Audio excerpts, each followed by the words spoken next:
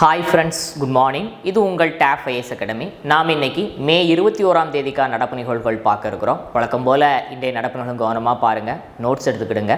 ஈவினிங்கில் நடைபெறக்கூடிய daily current அஃபேர்ஸில் மறக்காமல் கலந்துக்கிடுங்க. தேர்வானது டெலகிராம் ஆப்பில் நம்மளுடைய டேப் ஐஏஎஸ் அகாடமி அப்படிங்கிற சேனல் நடைபெறும். இது வரைக்கும் யார் நம்முடைய சேனலில் ஜாயின் பண்ணாமல் இருந்தீங்கன்னு சொன்னால் உங்களுடைய மொபைல் ஃபோனில் டெலகிராம் ஆப் இன்ஸ்டால் பண்ணி மறக்காமல் சர்ச் பாக்ஸில் டேப் ஐஏஎஸ் அகாடமி சர்ச் பண்ணிங்கன்னு சொன்னால் நம்முடைய குரூப்பில் ஈஸியாக ஜாயின் பண்ணிக்கலாம். கரண்ட் அஃபேர்ஸ் தேர்வு மட்டும் இல்லாமல் நம்ம அகாடமி சார்பில் நடத்தப்படக்கூடிய இதர தேர்வுகளையும் இதர தகவல்களையும் நீங்கள் அறிந்து கொள்ளலாம். ரைட், நாம் இன்றைய நடப்பு நிகழ்வுகளில் முதல்ல பார்க்கக்கூடிய புத்துணர்ச்சி வாக்கியம் பார்த்தீங்க அப்படின்னு சொன்னால், பிறகு பார்த்து கொள்ளலாம் என்கிற எண்ணமே வாய்ப்புகளை தவறவிட பெரும்பாலும் காரணமாகிறது.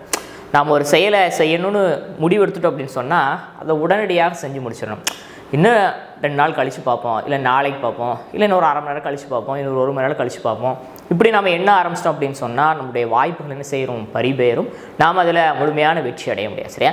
அதனால் ஒரு நல்ல காரியத்தை நம்ம நினச்சிட்டோம், ஒரு முயற்சியை நாம் படிக்கணும்னு நினைக்கிறோம் அப்படின்னு சொன்னால் உடனே என்ன செஞ்சிடும், நம்ம புக் எடுக்கணும், உட்காந்துட்டு படிக்க ஆரம்பிச்சோம். இல்லைன்னு ஒரு 1/2 மணி நேரம் கழித்து படிக்கலாமே, இல்லை ஒரு 2 மணி நேரம் கழித்து படிக்கலாமே, இன்றைக்கி லீவு தானே, ஞாயிற்றுக்கிழமை தானே, நம்ம நாளைக்கு படிக்கலாமா அப்படி யோசித்தோம் அப்படின்னு சொன்னால் நம்முடைய வெற்றி அப்படிங்கிறது தள்ளி போய் கொண்டே இருக்கிறது அப்படிங்கிறது தான் அது ஒரு அர்த்தமாக மாறிடும். சரிங்களா? பாருங்கள், பிறகு பார்த்து கொள்ளலாம் என்கிற எண்ணமே வாய்ப்புகளை தவறவிட பெரும்பாலும் காரணமாகிறது. சரிங்களா?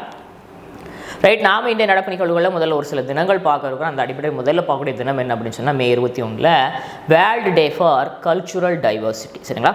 அதாவது உலக கலாச்சார பன்முகத்தன்மைக்கான தினம். அதான் இந்த உலகத்தில் பார்த்தீங்கன்னு சொன்னால் பல்வேறு விதமான மொழி பேசக்கூடிய, பல்வேறு மதத்தை சார்ந்த, பல்வேறு இனங்களை சார்ந்த மக்கள் வசிக்கிறாங்க.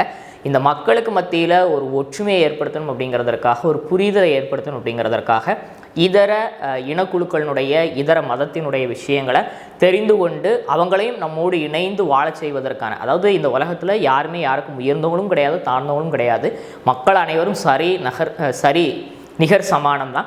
அந்த அடிப்படையில் மக்களுக்கு மத்தியில் வெவ்வேறு விதமான பழக்க வழக்கங்கள், மதம் சார்ந்த விஷயங்கள், இல்லை இனக்குழுக்களாக பிரிந்திருந்தாலும் அனைவரும் ஒருவர் தான், ஒற்றுமையாக வாழணும், மக்களுக்கு மத்தியில் எந்த விதமான பிரச்சனைகளும் இல்லாமல் நிம்மதியாக சந்தோஷமாக வாழணும் அப்படிங்கிறத வலியுறுத்தக்கூடிய வகையில் பார்த்தீங்க அப்படின்னு சொன்னால், ஐநா சார்பில் ஆண்டுதோறும் மே 21ஆம் தேதி உலக கலாச்சார பன்முகத்தன்மைக்கான தினம் அனுசரிக்கப்படுகிறது அப்படிங்கிறத முதல்ல நம்ம தெரிந்து கொள்ளக்கூடிய தகவல். உலகளாவிய அளவில் மக்கள் மத்தியில் ஒற்றுமை ஏற்படுத்தி அடுத்தவங்க மற்றவங்களுடைய மற்றவங்களுடைய இனம், கலாச்சாரம், பாரம்பரியம், இன்னும் மதம் சார்ந்த விஷயங்களை புரிந்து கொண்டு அவங்கள நம்மளோடு இணைந்து அனுசரித்து வாழ்வது குறித்து ஒரு புரிதலை மக்கள் மத்தியில் ஏற்படுத்துவதற்கான தினமான world day for cultural diversity ஆண்டுதோறும் மே 21 அனுசரிக்கப்படுகிறது அப்படிங்கிற தகவல் நாம் தெரிஞ்சுக்கிட்டோம். அடுத்து மே 21 அனுசரிக்கப்படும் மற்றொரு தினம் என்ன அப்படின்னு சொன்னால் இன்டர்நேஷ்னல் டீ டே, அதாவது சர்வதேச தேயிலை தினம்.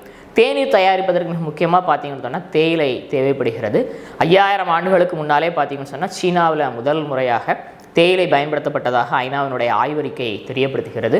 உலகளாவிய அளவில் இந்தியா, சீனா போன்ற நாடுகள் தேயிலை உற்பத்தியில் முன்னணியில் இருக்கக்கூடிய நாடுகளாக இருக்கிறது. தேநீர் ஒரு புத்துணர்ச்சி பானமாகவும் இருக்குது. டீ டோல்டர்னு சொல்லுவாங்க, என்ன அதாவது டீ அடிக்ட் சொல்லுவாங்க. அதாவது டீயை விரும்பாதவங்க யாருமே இருக்க மாட்டாங்க. வெயில் காலத்தில் கூட டீ குடிக்கக்கூடிய நம்மளது நண்பர்கள் நிறைய பேர் இருக்கிறாங்க. அந்த அடிப்படையில் அந்த தேயிலையினுடைய முக்கியத்துவம் குறித்த புரிதலை மக்கள் மத்தியில் ஏற்படுத்துவதற்காகவும், தேநீரினுடைய முக்கியத்துவத்தை குறித்து ஏற்படுத்துவதற்காகவும், அளவுக்கு மிஞ்சினால் அமிர்தம் நஞ்சு, டீயும் ஒரு லிமிட்டோடு நம்ம குடிச்சுக்கணும். இருந்தாலும் உலகளாவிய அளவில் உலக நாடுகளுக்கு இடையே தேயிலையினுடைய உற்பத்தியை அதிகரிப்பது குறித்த புரிதலை ஏற்படுத்துவதற்காக மற்றும் தேநீருடைய முக்கியத்துவம் குறித்து மக்கள் மத்தியில் ஒரு புரிதலை ஏற்படுத்தணும் அப்படிங்கிறதற்காக பார்த்தீங்க அப்படின்னு சொன்னால் ஆண்டுதோறும் மே 21ஆம் தேதி இன்டர்நேஷ்னல் டீ டேயாக, சர்வதேச தேயிலை தினமாக, தேநீர் தினமாக அனுசரிக்கப்படுகிறது அப்படிங்கிற தகவலை நாம் இந்த இடத்துல பார்க்குறோங்களா. அடுத்து பார்த்தீங்கன்னு சொன்னால் இதே மே 21 இந்தியாவில் தேசிய பயங்கரவாத எதிர்ப்பு தினம், நேஷனல் ஆன்டி டெரரிசம் டே அனுசரிக்கப்படுகிறது. அதாவது இந்தியாவில் பயங்கரவாத நிகழ்வுகள் நடைபெறாமல் இருப்பது குறித்த புரிதலை மக்கள் மத்தியில் ஏற்படுத்துவதற்காக என்ன செய்யப்படுகிறது அப்படின்னு சொன்னால் இந்த தினம் அனுசரிக்கப்படுது. ஏன் மே 21 அனுசரிக்கப்படும் காரணம் என்ன அப்படின்னு சொன்னால், இந்தியாவினுடைய முன்னாள் பாரத பிரதமர்கள் ஒருவரான, மிக இளம் வயது பிரதமர்கள் ஒருவரான ராஜீவ் காந்தி அவர்கள் இதே மே 21ஆம் தேதி பார்த்தீங்க அப்படின்னு சொன்னால் படுகொலை செய்யப்படுகிறார். இந்தியாவில் ஸ்ரீபெரும்புதூரில் நமக்கு நன்றாகவே தெரியும். தேர்தல் பிரச்சார கூட்டத்திற்காக தமிழகம் வந்திருந்த அவரை கொலை பண்ணிடுவாங்க, படுகொலை செஞ்சுருவாங்க. அந்த அடிப்படையில் அவருடைய அந்த தியாகத்தை நினைவுறுவதற்காக, அவர் படுகொலை செய்யப்பட்டதை நினைவுறுவதற்காக இந்தியாவில் அவருடைய நினைவு தினமானது பார்த்திங்க அப்படின்னு சொன்னால் தேசிய ஆன்டி டெரரிசம் டேயாக அனுசரிக்கப்படுகிறது அப்படிங்கிறத பார்க்குறோம். அதாவது ராஜீவ்காந்தியினுடைய 33வது நினைவு தினம் இன்றைய தினம் அனுசரிக்கப்படுது அப்படிங்கிறது குறிப்பிடத்தக்க. சரிங்களா? அதாவது இந்தியாவில் பயங்கரவாத நிகழ்வுகள் ஏற்படாமல் இருப்பது குறித்த விஷயங்களுக்காக முன்னெச்சரிக்கை நடவடிக்கைகளை மேற்கொள்வது, பயங்கரவாத செயல்களில் மக்கள் ஈடுபடாமல் நாட்டுப்பற்றோட மக்கள் இருப்பது போன்ற பல்வேறு விஷயங்கள் குறித்த புரிதலை இளம் தலைமுறை மத்தியில் ஏற்படுத்துவதற்காக பார்த்தீங்க அப்படின்னு சொன்னால் தேசிய பயங்கரவாத தினம் ஆண்டுதோறும் மே 21 அனுசரிக்கப்படுகிறது. அதுவும் முன்னாள் பிரதமர் ராஜீவ்காந்தி அவர்களுடைய நினைவு தினம் அப்படிங்கிறத நாம் இந்த இடத்துல பார்த்தோம். சரிங்களா? அடுத்து பார்க்கக்கூடிய தகவல் என்ன அப்படின்னு சொன்னால் மே 21 உலக தியான தினம் அனுசரிக்கப்படுகிறது. சரிங்களா? அதாவது மக்கள் மத்தியில் தியானத்தினுடைய முக்கியத்துவம் குறித்து, அதாவது இந்த உலகத்தில் காலையில் எஞ்சதுலேருந்து நைட்டு தூங்குது வரைக்கும் பார்த்தீங்கன்னு சொன்னால் பரபரப்பாக இயங்கி கொண்டு இருக்கிறோம். நிற்பதற்கு கூட நமக்கு நேரம் இல்லாத ஒரு அவசரமான உலகத்தில் எதை தேடி ஓடணும் அப்படின்னே தெரியாமல் என்ன பண்ணிட்டு இருக்கோம்னு சொன்னால் பரபரப்பாக இயங்கிக்கிட்டு இருக்கிறோம். இப்போ இந்த சூழ்நிலையில் தினம்தோறும் ஒரு சிறிது நேரத்தை ஒதுக்கி நம்மளுடைய மனசையும் உடலையும் ஆரோக்கியமாக வைப்பதற்காக தியானம் செய்வது குறித்த புரிதலை மக்கள் மத்தியில் ஆர்வத்தை ஏற்படுத்தணும் அப்படிங்கிறதற்காக பார்த்தீங்க அப்படின்னு சொன்னால் ஆண்டுதோறும் மே 21ஆம் தேதி உலக தியான தினமாக அனுசரிக்கப்படுகிறது அப்படிங்கிறது குறிப்பிடத்தக்கது. சரியா? இப்போ மே 21 ஒரு சில முக்கியமான தினங்கள் நம்ம பார்த்தோம். சரிங்களா? அடுத்த பார்க்கக்கூடிய தகவல் என்ன அப்படின்னு சொன்னால் இந்தியா ஸ்கில்ஸ் அப்படிங்கிற பேரில் ஒரு போட்டி டெல்லியில் நடத்தப்பட்டுச்சு. இதை யார் நடத்தினாங்க அப்படின்னு சொன்னால் இந்திய திறன் மேம்பாட்டு கழகம் நடத்தினாங்க. அதாவது நவீன தொழில்நுட்பம் சார்ந்த பல்வேறு பிரிவுகளில் என்ன செய்யப்பட்டுச்சு அப்படின்னு சொன்னால் இந்த போட்டி நடத்தப்பட்டுச்சு.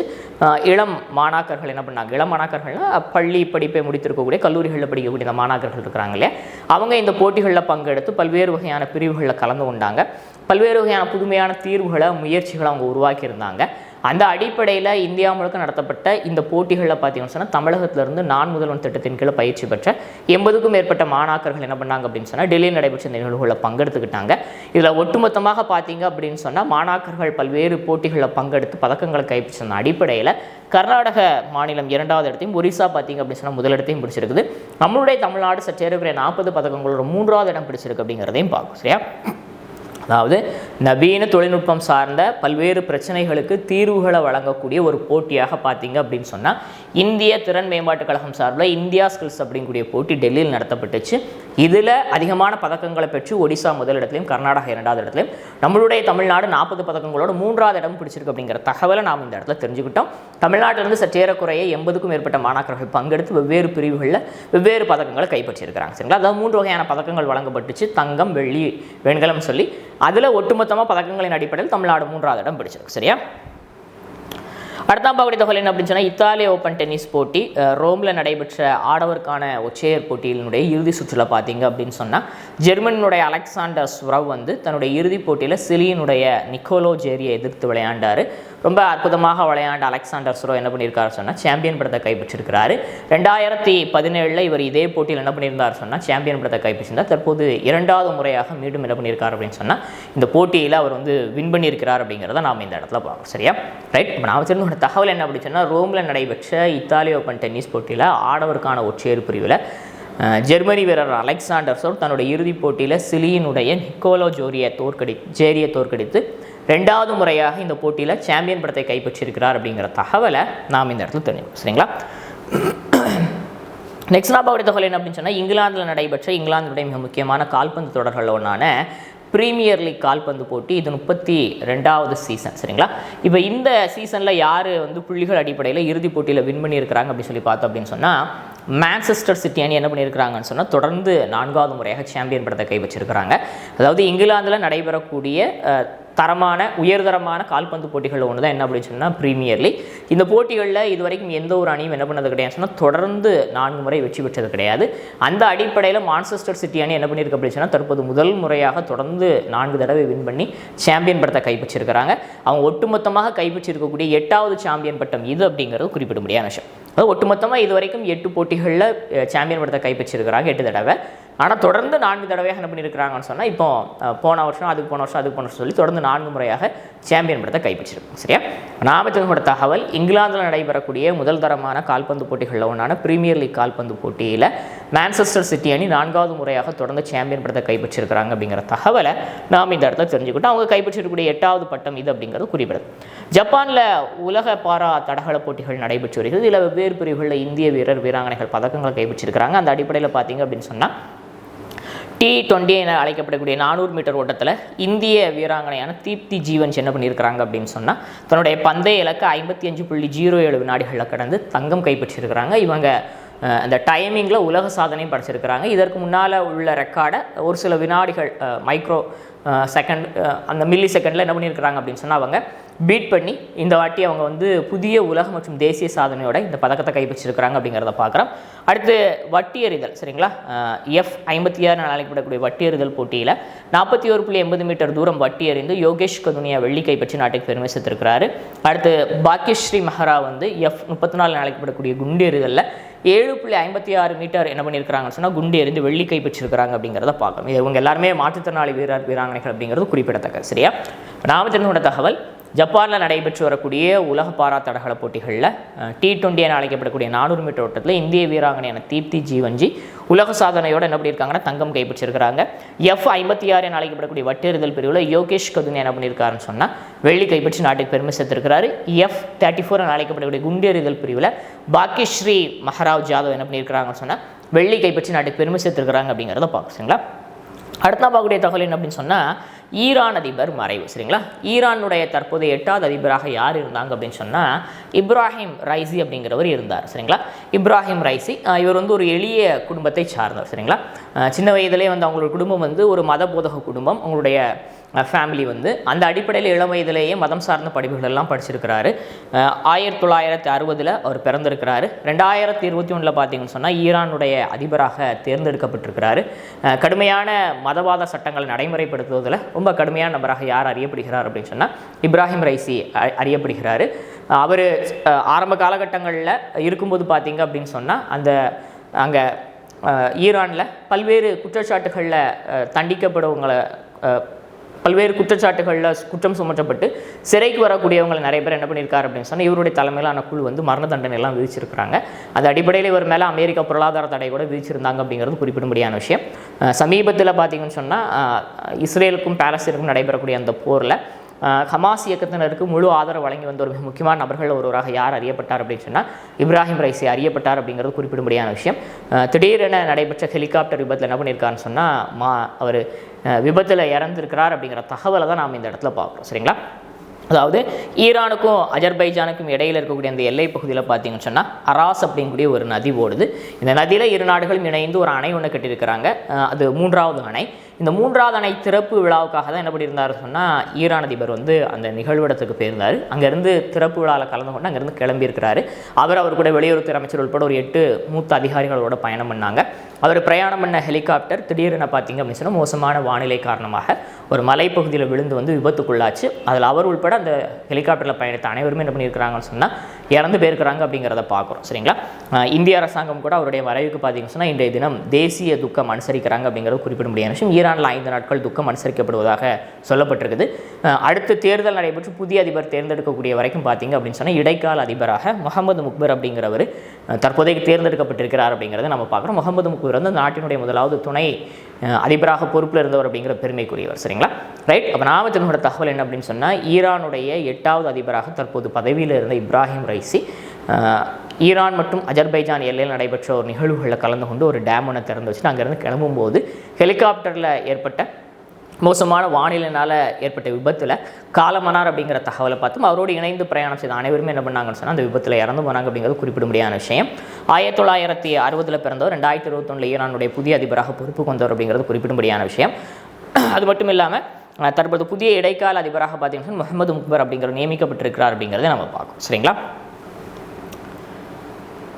ரைட். நம்ம ரீகேப்பாக இருக்கிறோம். ஆரம்பத்தில் என்ன பார்த்தோம் அப்படின்னு சொன்னால் உலகளாவிய அளவில் மக்கள் மத்தியில் பல்வேறு இனம் மதம் குழுக்களாக வாழ்ந்தாலும் மக்கள் மத்தியில் ஒரு ஒற்றுமையை புரிதல் ஏற்படுத்தணும் அப்படிங்கிறதுக்கு அது குறித்த விழிப்புணர்வுக்கான தினமான உலக கலாச்சார பன்முகத்தன்மைக்கான தினம் மே 21 அனுசரிக்கப்படுகிறது அப்படிங்கிறத பார்க்குறோம்.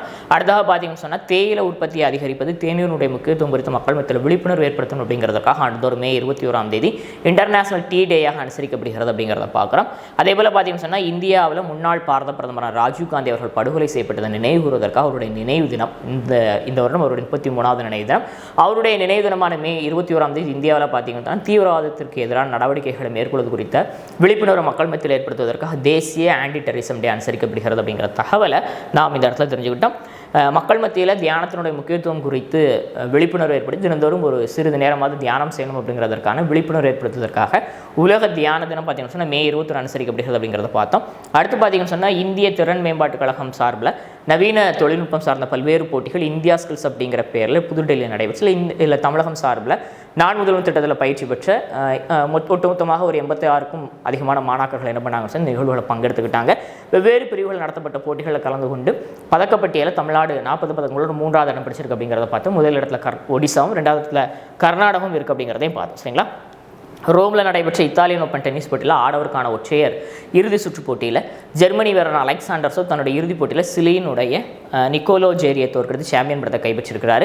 2017 அவர் இந்த போட்டியில் வின் பண்ணியிருந்தார். இப்போ 2வது முறையாக இத்தாலியா ஓப்பனில் என்ன பண்ணியிருக்கான்னு சாம்பியன் பட்டத்தை அலெக்சாண்டர்ஸோ வின் பண்ணியிருக்கிறார் அப்படிங்கிறத பார்த்தோம். சரிங்களா?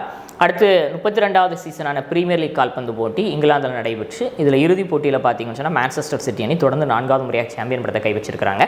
இங்கிலாந்தில் நடத்தப்படக்கூடிய முதல் தரமான அந்த கால்பந்து போட்டிகளில் இதுவரைக்கும் எந்த ஒரு அணியும் தொடர்ந்து 4 முறை வின் பண்ணது கிடையாது. அப்பேற்பட்ட ஒரு சாதனை மான்செஸ்டர் சிட்டி படைச்சிருக்கிறாங்க. ஒட்டுமொத்தமாக அவங்க இதுவரைக்கும் பார்த்தீங்கன்னு சொன்னால் 8 சாம்பியன் பட்டங்களை இதோட சேர்த்து கைப்பற்றிருக்கிறாங்க அப்படிங்கிறது குறிப்பிடத்தக்கது. சரிங்களா? ஜப்பான் நடைபெற்ற உலக பாரா தடகள போட்டியில் பார்த்தீங்க அப்படின்னு சொன்னால் தீப்தி ஜீவன் T20 என அழைக்கப்படக்கூடிய 400 மீட்டர் ஓட்டத்தில் 55.07 வினாடிகளில் பந்தய தூரத்தை கடந்து உலக சாதனையோட தங்கம் கைப்பற்றி நாட்டுக்கு பெருமை சேர்த்திருக்கிறாங்க. யோகேஷ் கதுனியா F56 என அழைக்கப்பட்ட வட்டி எறிதலில் 41.80 மீட்டர் தூரம் வட்டி எறிந்து வெள்ளி கைப்பற்றி பெருமை சேர்த்திருக்கிறார் நாட்டுக்கு. அடுத்து பாக்யஸ்ரீ மகாராஜ் ஜாதவ் F34 அழைக்கப்பட்ட குண்டு எறிதலில் 7.56 மீட்டர் தூரம் குண்டு எறிந்து வெள்ளி கைப்பற்றி நாட்டுக்கு பெருமை சேர்த்திருக்கிறாங்க அப்படிங்கிறத பார்த்தோம். அடுத்தாக ஈரானுடைய 8வது அதிபராக பொறுப்பில் இருந்த இப்ராஹிம் ரைசி ஒரு ஹெலிகாப்டர் விபத்தில் காலமானார் அப்படிங்கிறத பார்த்தோம். ஈரானுக்கு அஜர்பைஜானுக்கும் இடையில் அராஸ் நதி வருது. இந்த அராஸ் நதி மேலே ஈரு நாடுகளும் இணைந்து 3வதாக ஒரு அணை ஒன்று கட்டியிருக்காங்க. இந்த அணை திறப்புழாவில் கலந்து கொண்டு விட்டு ஈரானுக்கு திரும்பி கொண்டு இருக்கக்கூடிய வேளையில் மோசமான வானிலை காரணமாக ஒரு பிரயாணம் செய்த ஹெலிகாப்டர் பார்த்தீங்கன்னு சொன்னால் மலைப்பகுதியில் விழுந்து நொறுங்குச்சு. அவர் மட்டும் இல்லாமல் அவரோடு இணைந்து பணியாற்றி வெளியுறவுத்துறை அமைச்சர் உட்பட சற்றேறக்குரிய 8 நபர்கள் இறந்து வராங்க அப்படிங்கிறத பார்க்குறோம். 1960 ஈரானில் பிறந்தவர். மத பாடங்கள் சொல்லிக் கொடுக்கக்கூடிய ஒரு கட்டுப்பாடான ஃபேமிலியில் பிறந்தவர்.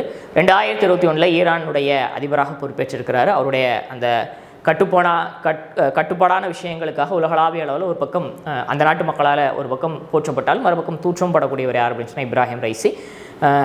அவருடைய மறைவை தொடர்ந்து பார்த்தீங்க அப்படின்னு சொன்னால் இடைக்கால அதிபராக தேர்தல் நடைபெறக்கூடிய காலம் வரைக்கும் முகமது முக்வர் அப்படிங்கிறவர் நியமிக்கப்பட்டிருக்கிறாரு.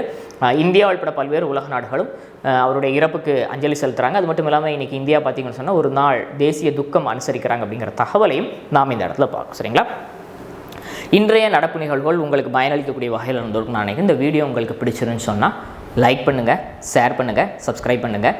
மறக்காமல் ஈவினிங்கில் நடைபெறக்கூடிய டெய்லி கரண்ட் அஃபேர்ஸில் கலந்துக்கிடுங்க. தேங்க்யூ.